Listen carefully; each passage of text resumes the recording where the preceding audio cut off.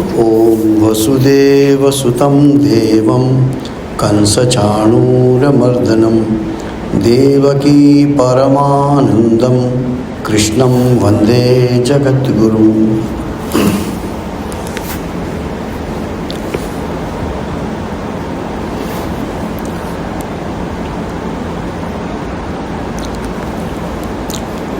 From one point of view,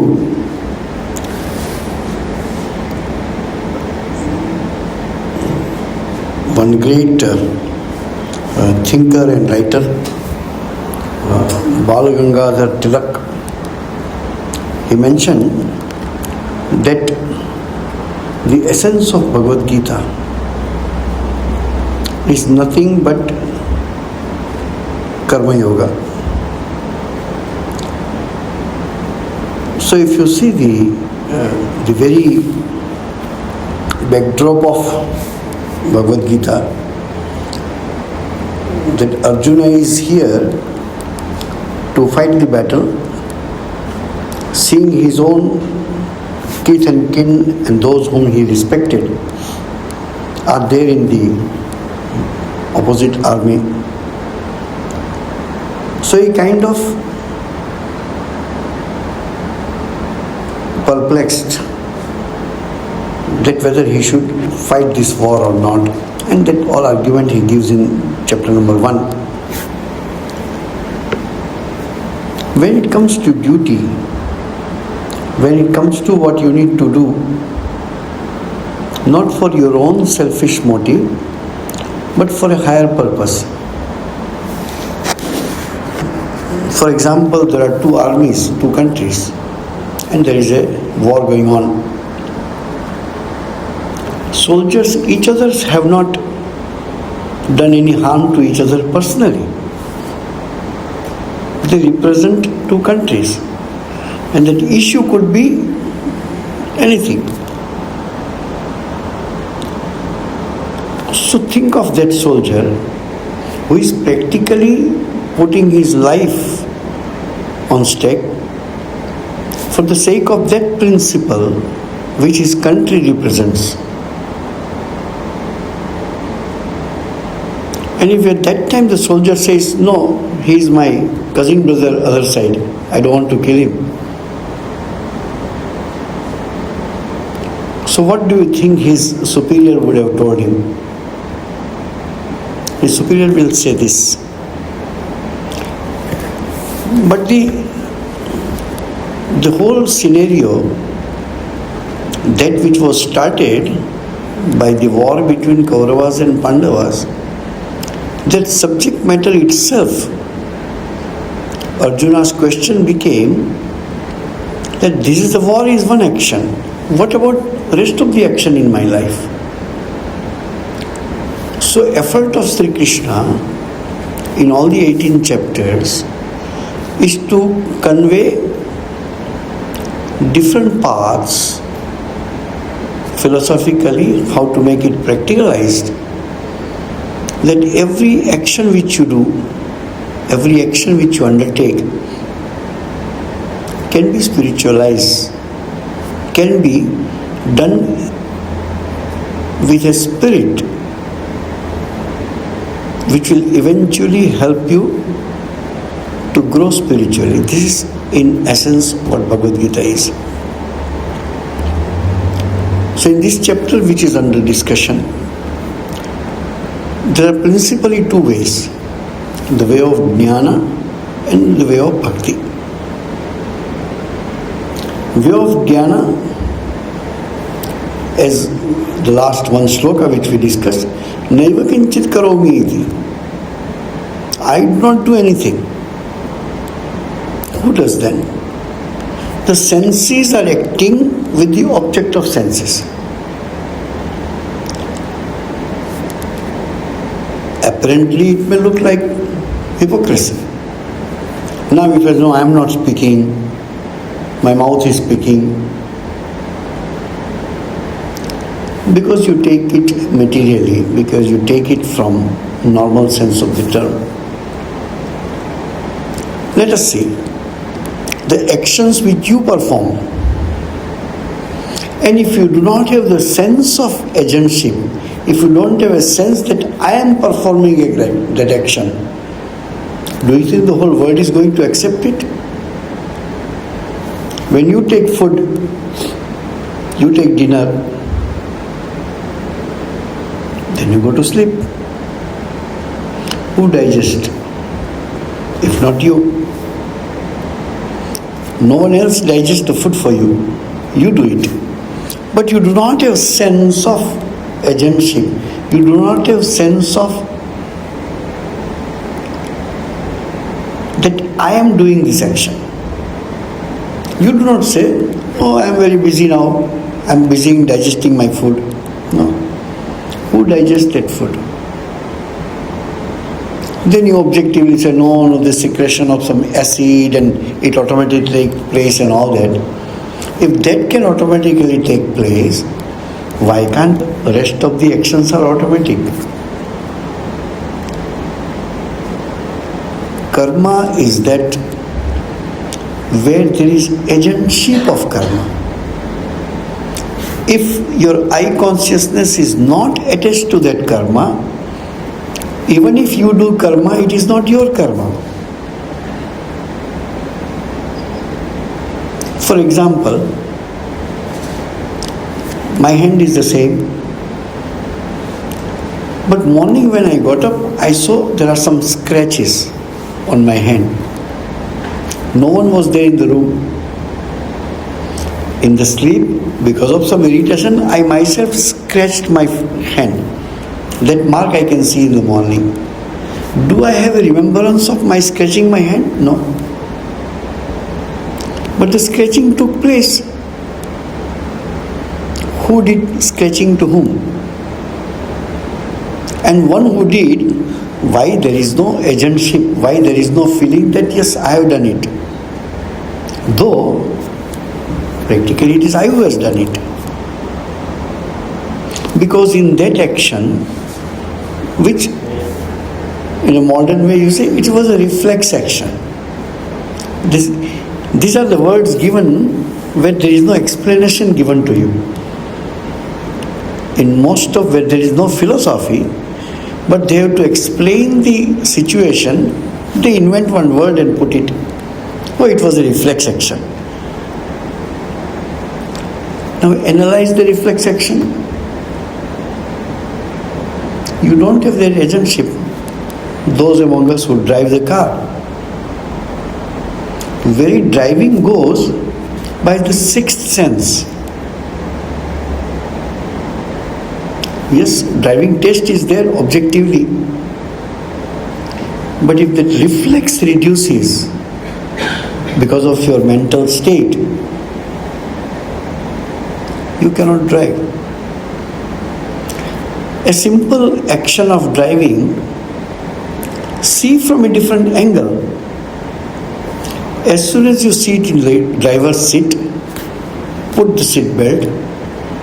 What you are doing actually, you are this much only, but you are identifying yourself with this car. Then when you go, whether my car will pass through this space or not, you can pass through, but you identify yourself with the car, whether this much can pass through or not. That understanding no driving school can teach you. I am driving at this speed. Vehicle in front of me is this many meters away. That vehicle speed I assume. How much brake and how much accelerator to give, no driving school can teach you. Who can get a driving license? You must be able to see. A blind person difficult cannot. You must have 2 hands and 2 feet. Does it mean a person with 2 hands, 2 feet and working eyes and ears can drive? No. There is a shloka in our Upanishad. Na pranena, na apanena, martyo jivati kaschana, itarena tu jivanti. It is not prana and apana by which a human being is alive. There is something else because of whom which we are alive. It is not the eyes, hands and feet which makes you eligible to drive. There is something else which is not quantifiable. They will check your eyes, okay, your hands okay, feet okay, body okay, mind okay. Yes, you drive, we saw you can drive, license is given. But the reflex, that's why after a certain age, they check the eyesight. I don't know if there is any way to check the reflex of a person. You must know when to push the brake. You must know when to accelerate. All goes with this common sense called reflex. Distance, speed, some calculation goes and you keep on doing this. Nowhere it is taught. Everything, every field of education is this. Okay? Go to the music school. You want to learn vocal music, singing. What the teacher can teach you? Say his and your should match the pitch. Will the teacher go inside you and bring out that note? No. There is no way that can be taught. Well, the teacher can tell you 100 times, you match with this. You match with this. There is no way teacher can help you to match. All the knowledge comes from within. External teacher, external situation, institution, etc. is just a stimulus. It can help you. No knowledge can be taught. Information can be passed. Knowledge is to come within you, from you. And that nobody in the world can teach you. Any subject, so to say. Information, okay. 2 plus 2 is equal to 4. Okay, you learn it. Then when it comes to mathematics, you need to calculate. Basic things as an information is taught. Remaining everything goes on intuition. All the scientific discoveries and invention were done not in the normal state of mind, when the scientist's mind was on an intuitive level or inspired level, then only this can be done. Same person you on an intuitive level or when you are inspired, you do manifold times more than what you can do in the normal condition. An incident, where happened I don't know, but it is very popular. A woman was driving a car.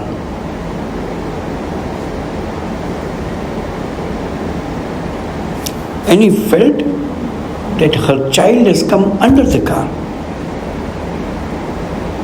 The incident goes, that woman had no other way. She went behind her car, lifted her car and put 2 feet away. A woman who cannot carry more than 10-15 kilo, how she could lift the car? In that state where there is so much anguish, worry, concern, agitation, whatever is psychological term you use it, from where that power comes in you, that you can do something which was not under the purview of your ability. There is an object and there is a force behind the object. Swami Vivekananda gives this example. Take a long hair. Hair is a hair. You can just break it. If the hair is turned with high speed, has a capacity to cut throat. It is not the quality of the thread, it is quality of the force behind. So same human being, when there is a force behind, when there is a zeal, when there is any kind of emotion, any kind of desire, any kind of, at that time your ability becomes 1,000-fold. Same thing goes to your personal spiritual life also. It is the same you who is repeating the name of God, but in a different state of mind. I don't know how to express it, but in a different intuitive state of mind, inspired state of mind. You are repeating the same mantra which you have repeated hundreds and thousands of times. Once repetition of mantra changes your mind. In earlier time, these stories are there. A disciple comes to Guru, and Guru says him from the dictum or the statement which are given in the scriptures. The Guru says the disciples, Tattvamasi, Tat Tvamasi, you are that consciousness. Guru says only once that you are that, Tat Tvamasi. It depends on the state of mind of the disciple, who may or may not, according to state, understand immediately, yes, Aham Brahmasmi. Think of a teacher teaches in the class. Say there are 20 students. Exam comes. Look at the result of those 20.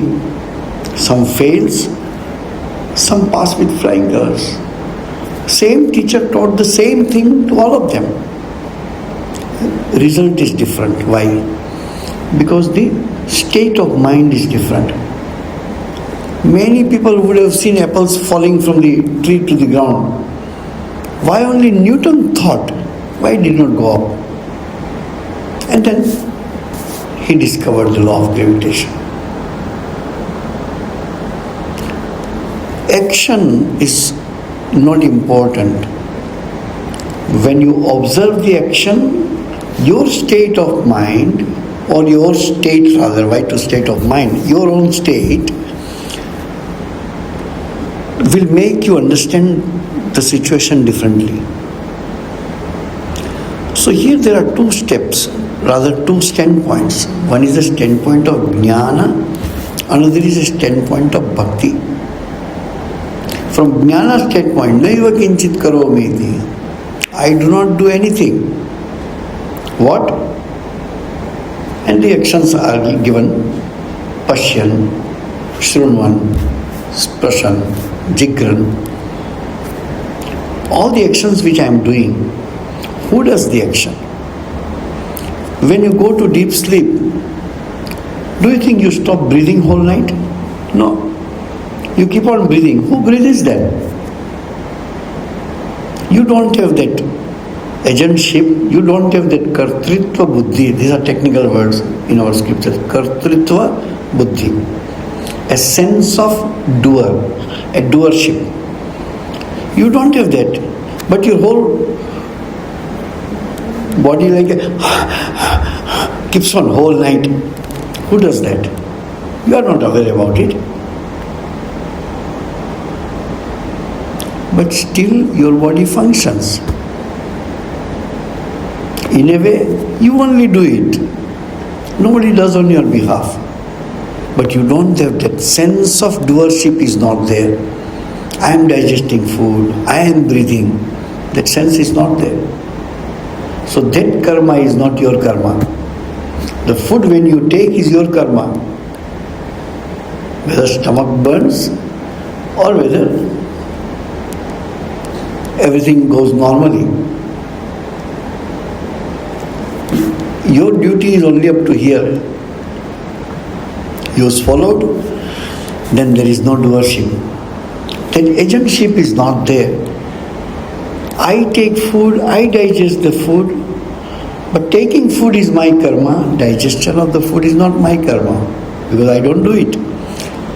But if you do not do it, who does it? So Krishna says, I do it. Not that Krishna goes in your stomach and digests the food as a person, no. Little, when we talk of philosophy, you have to bear with the examples. A person took dinner and passed away immediately after that. There is a momentum of the body, so his food may be digested little. Momentum. Maybe half an hour, 45 minutes, 1 hour, we do not know. The rest of the food will not be digested. Who will digest it? One who digests has left. So Krishna says there, Pachami annam chaturvidam. All the food which you take, I digest. I digest in form of what? Very interesting mechanism. You know, most of you know, there is a TED talks are there, TED, and different places they have. So in one of the TED talks, there is a gynecological doctor, I don't remember the full name, Alexander something. And TED talks are always 15 minutes. In 15 minutes, he told at least 4 times, no one else than God I can attribute this happening. Formation of the child in the mother's womb. It is till today, with all our scientific knowledge, which happens millions and millions of time in this world, the formation of a baby in mother's womb. How precise and perfect the body is made in just short period of 9 months. From 2 dots to a well-functioning, auto-functioning unit is created. And he says, I don't understand from where the spine came, from where the heart came, from where the lungs came. And he went on telling, this can be attributed only to God. Till today we do not have any idea how it happens. It happens. How it happens we don't know. It is happening from millions of years maybe. And not only in human body, in tiny small body of insects, same process happens.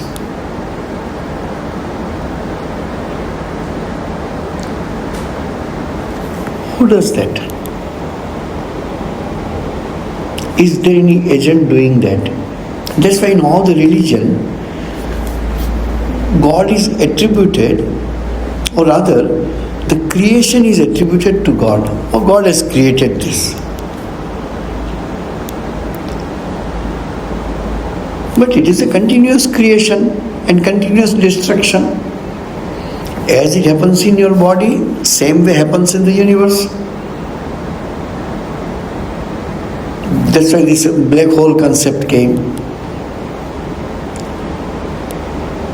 When you sweep the floor or vacuum the carpets of your room, whatever dust is collected, a major part of that collected dust is nothing but the dead cell of your own body. Continuous. When I do like this, you may not be able to see it, but some cells are collected here. But there is a generation of cells within. Continuously new cells are being generated in every limbs and every part of the body. After a certain age, that speed reduces. And then the degeneration will start. And when the generation stops, we call it death. New cells are not developed. Momentum is there, or development, so that develops for a while. That's why, if it is written in English, you say it is scientific. If it is written in Sanskrit, you don't want to believe. But so much in details is written in scriptures, in the old books. When you consider a person died, what you say is only the breathing has stopped. The heartbeat has stopped.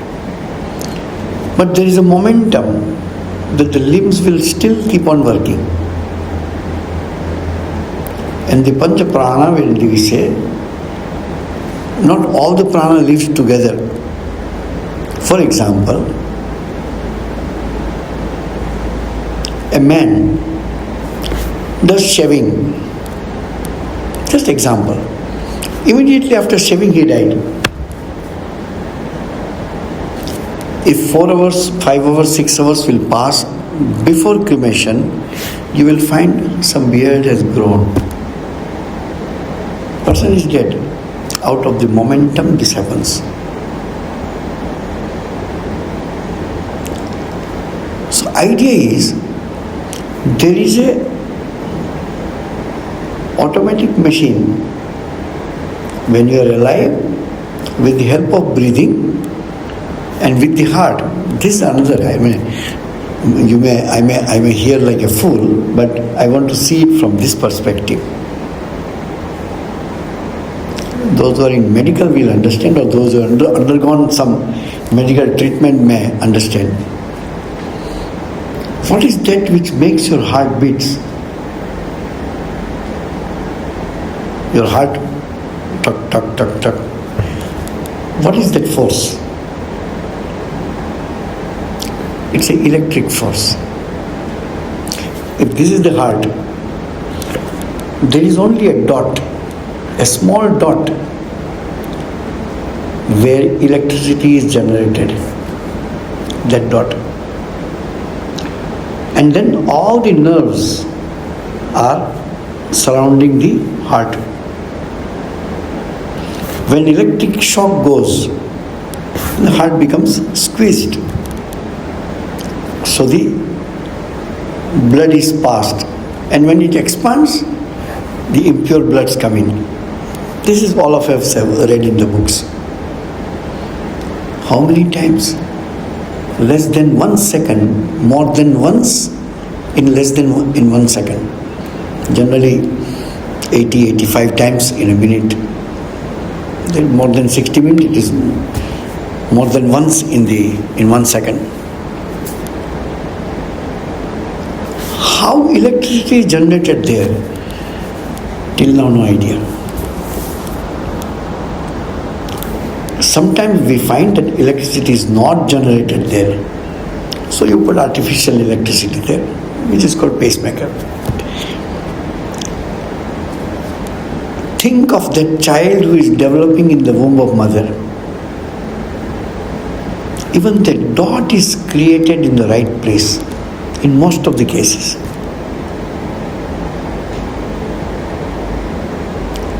But how it happens?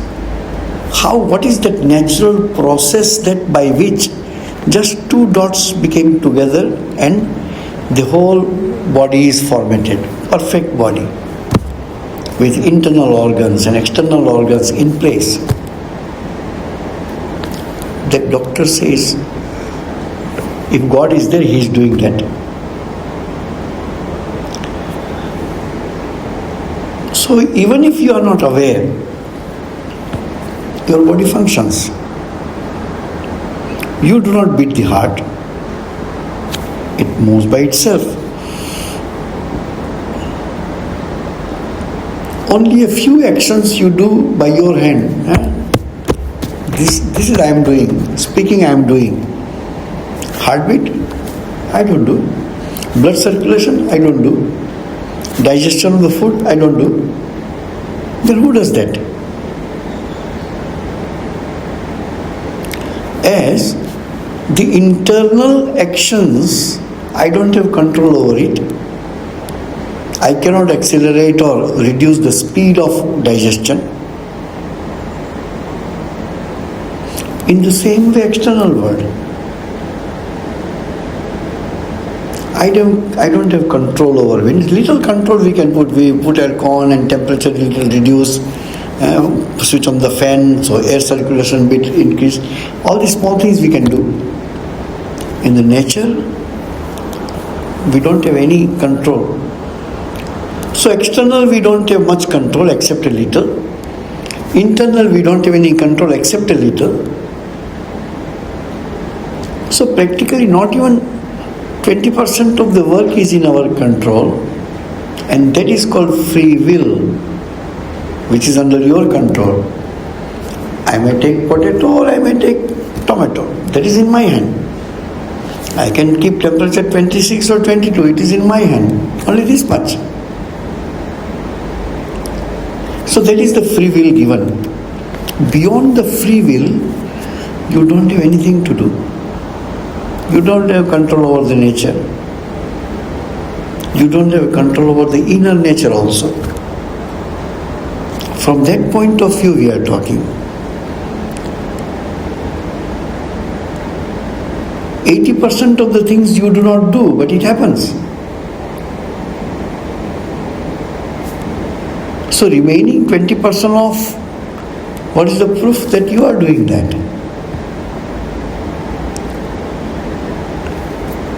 Naiva kinchit karomiti. I do not do anything.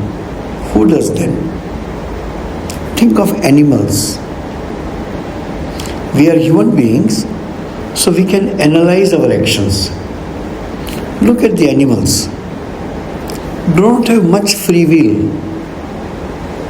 That's why except human being, rest of the species are called bhog bhumi, a species which are meant to exhaust your karma. They can't create new karma. Whatever they are doing karma, other than human being, the animals, you will find a software is given to them, a kind of qualities are given to the animals and then do it. You put cabbage in front of dog, he doesn't take.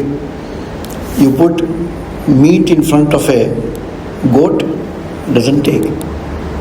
Because the software is different. Human being, we have intellect, which rest of the animal don't have. Because of the proximity of human being, we teach them little. That's the different thing. But they don't. They don't have a spiritual goal. No animal can have a spiritual goal.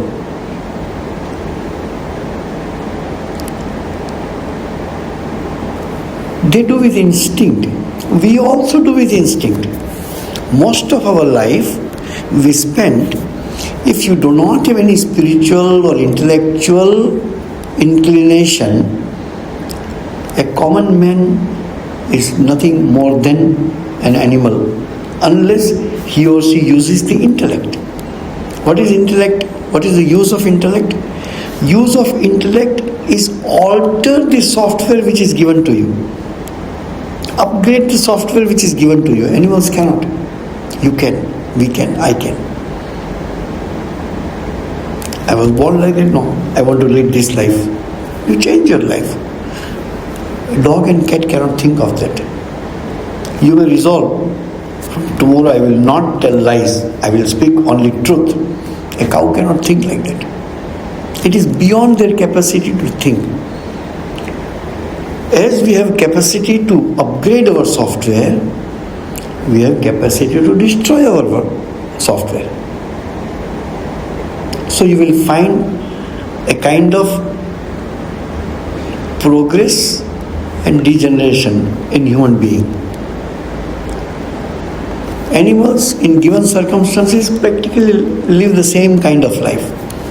Life story of all the lions is same. Life story of all the goats are same. But life of each and every human being is different.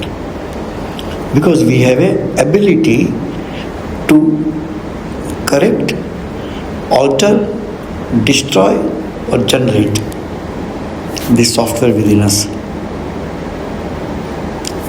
Look at yourself when you were 10 years old to what you are today. How much change you have done in you, intellectually, morally, spiritually, physically, which change normally happens in our body happens. That is not under our control. Even to alter that is under our control. We all grow, but we decide. I will take less food, I will take more food, all these things we decide. So physically our growth we control up to a certain extent. So animals other than human being are called bhoga bhumi. Human being is called karma bhumi. You can create new karma. Animals don't create new karma. You also know animals also go and harm others. It is their nature to harm. They are made like that. We are also made more or less like them. Same software is given to human being also. Plus intellect. That is the difference between.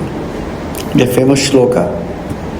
Ahara, nidra, bhaya, maithunam. These four things. Taking food, sleep, being afraid of things, and desire for enjoyment. Samanyam etat, common, Pashubhi Narana. Among the animals and human beings, these four things are common.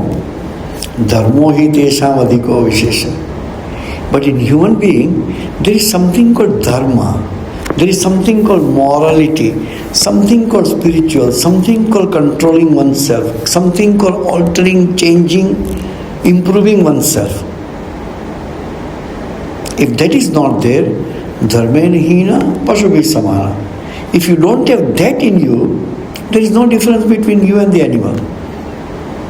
You see, everything what we do as a common human being is no different than animals.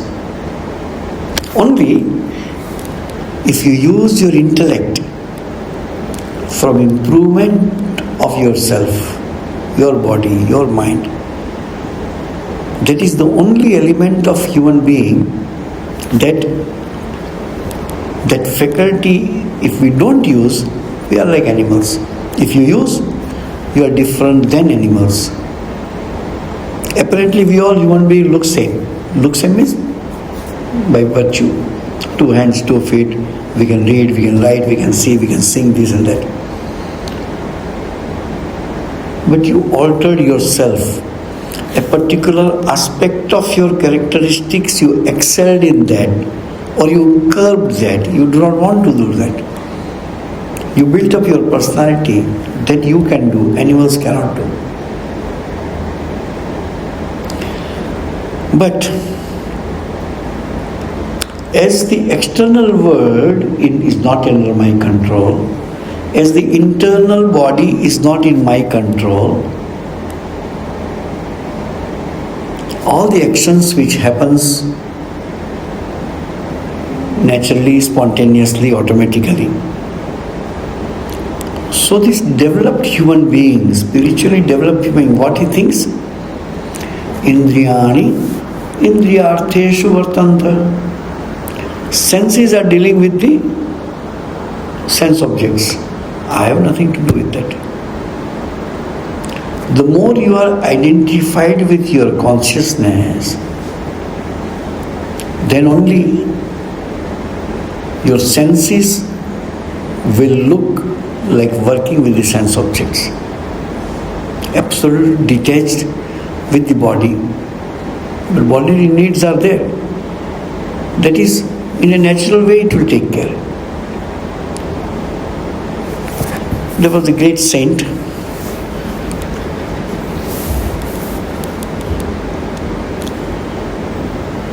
realized soul who understands this. But the body is a body. Body has its habits and samskaras accordingly. So he is walking in a street, saw one sweet shop, stopped and wanted to take the sweet. Of course, shopkeeper said, cannot touch, cannot take the sweet, you have to buy. But he forcefully, he took the sweet. Shopkeeper doesn't know, of course, and even if he knows, This is not an act which can be performed by a normal human being. So he considered him what? Stealing the sweets. So went and beaten up the monk. Now the monk gives the statement which you have to understand for this one. Beat him. I told him not to take and he has taken. Beat him now. He has to understand that he cannot take it. So this fellow says, what? He is a mad or what? Says, but you have taken. I several times told you cannot take it. He has segregated him. He has segregated. And these two people are in all of us. Think of that. There are many situations in our life when you are telling yourself, I should not do it. Wow, your desire is so strong that you do it. What you will tell to doctor? I know doctor, I should not take. I couldn't control myself. Correct? Because you are still not separate from this one who had a desire and one who understands that his desire should be controlled. These are two different people. There is a song we sing sometimes, it's a Bengali song of course. দেহের মধ্যে সুজন যেজন তার ঘরেতে ঘর করেছে. In your body there are two people staying. One is a good person, one is not good person. Always support the good person. Which is the good person? Who says,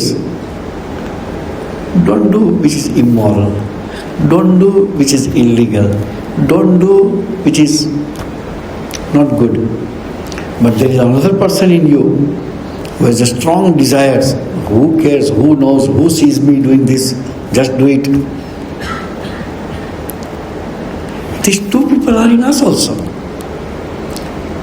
When you grow spiritually, I give you one more simile before we end. When you grow spiritually and keep on supporting, in English, in Bible there is one line. What is it? Watering what?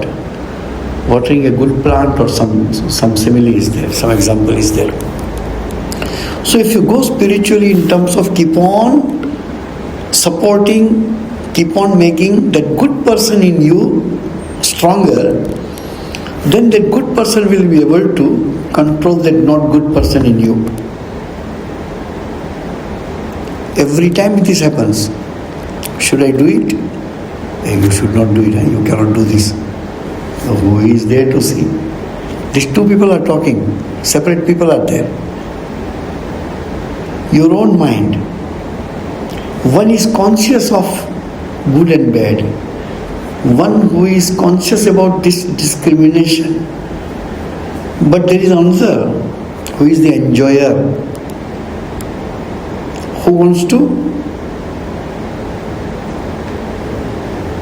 ignore that voice. That voice always comes. One Swami gave an example. It was a huge ashram in India, and there was a dog in the ashram. Good dog, staying in the ashram. Never goes out. But when dogs bark, street dogs bark, he understands what they are barking. So he gets excited to go out and runs towards the gate. That Swami told, invariably, he will run towards the gate. After reaching the gate, he will look back. If somebody calls, come back, there is a chance for him to come back. If not, goes out, fights, bleeding and come back. This is our mind. Irrespective of who you are, before you commit anything wrong, a thought always knocks on your mind, don't do it. But still you do it out of out of your desire, out of your uncontrolled desire. That's why when anything comes which you should not be doing, take a moment. Support that person who says you don't do it. I don't know, there is no other language than that. And there is a chance for you to save yourself. If you flow with the current, if you flow with the desires of your mind, we need to stand, we need to take a stand and cut the flow just for a few seconds. Think once more whether you should do it or not, and you will be able to save yourself from that wrongdoing. These are not taught anywhere. These are the school of life where we need to learn.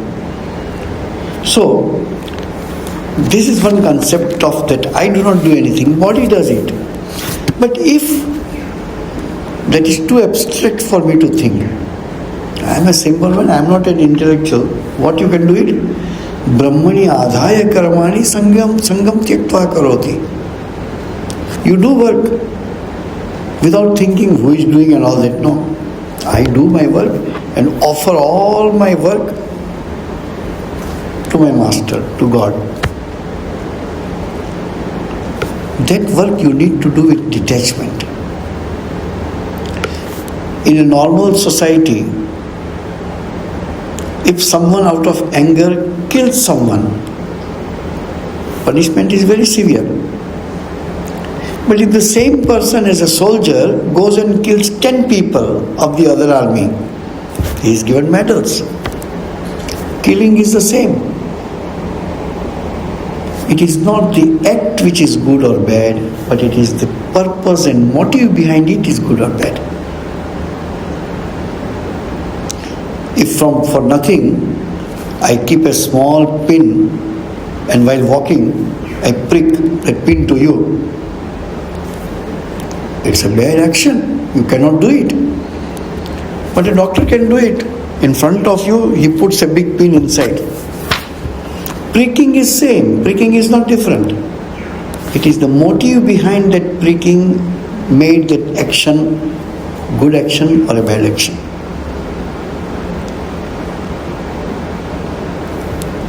We cannot give, no punishment is given according to the act. Punishment is given or a reward is given by seeing the motive behind the act, even in the practical life. So here he says, Brahmani adhaya karmani sangam tyaktva karoti yaha. Working with detachment. Why detachment? I do work sincerely. Whatever is the result, I give to my God. Success comes, his success. Failure comes, maybe I was at mistake, I will do it better. But lipyate nasapapena padmapatra vihambasa. If you are a devotee and you do not have this ability or understanding of jnana, do the action with as detached as possible. Offer the fruits or results of your action to your Ishta. That is one way or Karma Yoga way for you which can break the bonds. Otherwise there is no way to break the bondage which we are in.